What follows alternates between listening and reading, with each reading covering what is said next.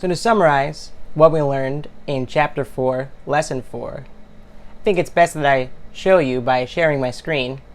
That way we can put together everything we learned so far with HTML and JavaScript. Like the corresponding video said, you want to start off just with a basic HTML file with your standard required tags. In here, I called this title JavaScript example, Lesson 4. And then in the body, I just put a h1 tag that says Lesson 4 JavaScript example.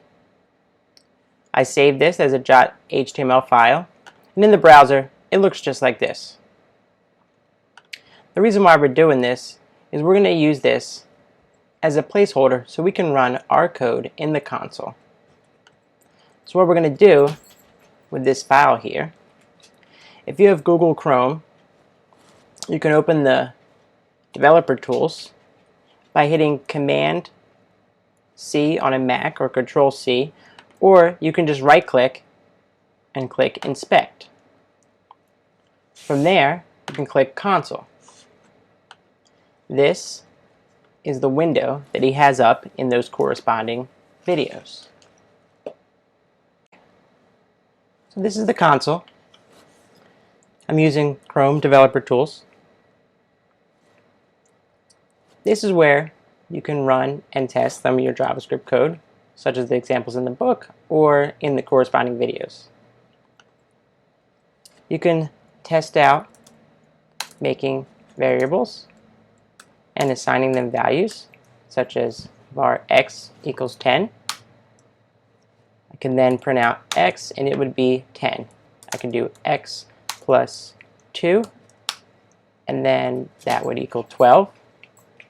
You can go up here and you can clear the console. So then he also talks about functions. We make a function called square, and it takes in parameter of x, which is any number you give it. It returns, well, to square something, you take that number times that number. So the return would be x times x. So simply function square returns x times x. So if we hit enter, it declares that function. So now we can call that function. If we say square, the parameter we're giving it is 8. It takes in 8 as x right here, and then it does 8 times 8.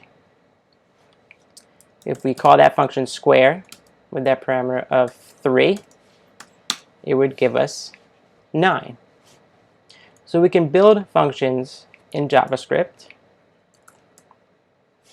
that are useful to us in our programming.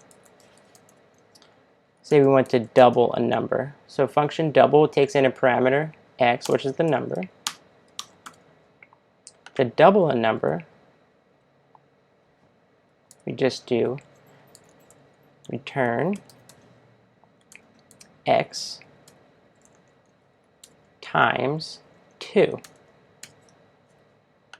And we hit enter, and now that function double is in there, so we can call that function double. We can give a number, say 4, and it will take that number 4 and it will do 4 times 2. Now these parameters can be anything we want. If we want to make a function that, say, adds 1, right? I can have it take in y, but in my return statement, I have to make sure I use y. Whatever you use here, you have to use in your return statement. So if we're saying add 1, return y plus 1. And then if we call add 1 on a number, say 5, it should return 6. And there we go. Notice this right here. This is called camel casing.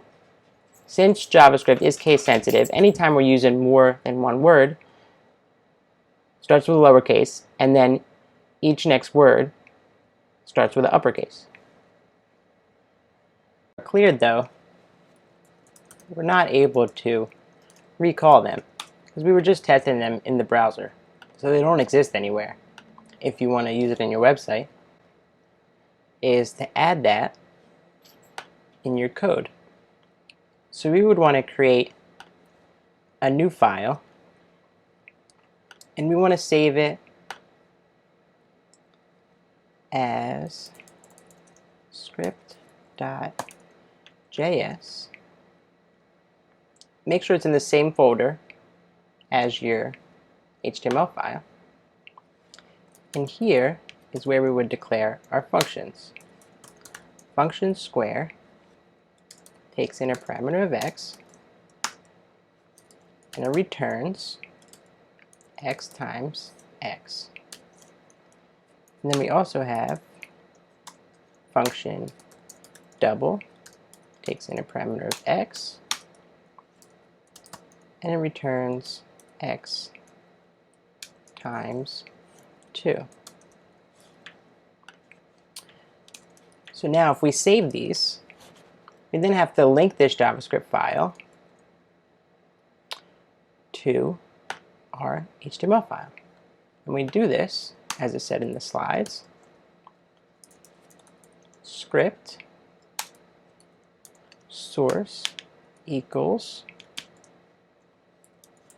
script.js. Script file is linked in our HTML file. We'll be able to save this, reopen it, make sure we reload our browser, and then we can then call our function without defining it here. We can call square, we can call double. Now, the first step is testing your functions here in the console.